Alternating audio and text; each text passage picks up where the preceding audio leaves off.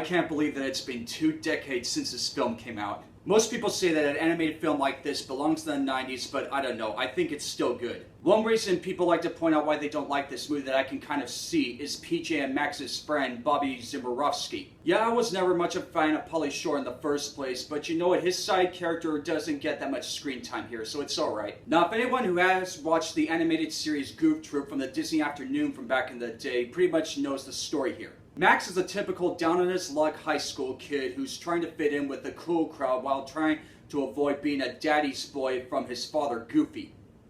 Yup, top of the morning to you there, Maxie! While at the same time trying to win the affections of this beautiful girl whose name is Roxanne. But one thing that Max and Roxanne have in common is that they both love the hit pop singer whose name is Powerline. So then Max teams up with his best friend PJ and their friend Bobby, and together they put together their own huge concert to disturb the entire school rally held in the auditorium, but unfortunately they get busted.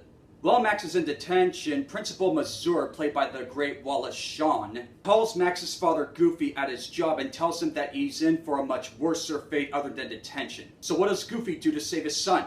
A huge road trip across the United States in order to go on a fishing trip. Unfortunately for Max, that prevents him from trying to go on his first date with Roxanne. But what Goofy doesn't know is that Max told Roxanne that he is going to be going to the Powerline concert on this road trip, and that he promised her that he would be on TV. And from there, Max and Goofy strike and make the road trip of a lifetime where hilarity ensues. There are a few things I really like about this movie. One is that it's a musical.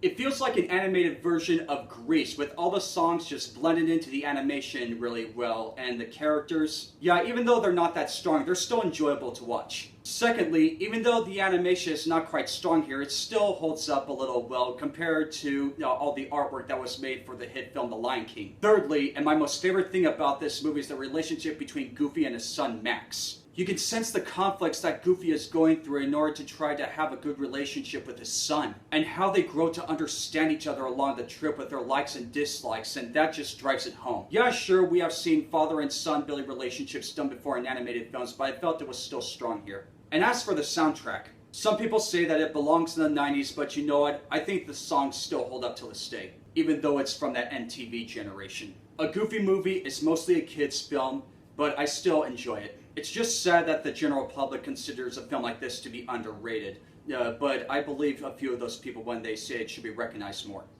I will give Goofy Movie a 9 out of 10. So what did you guys think of this film? Or what is your favorite Disney underrated animated film? Let me know down in the comments section below. And I will catch you all on the flip side.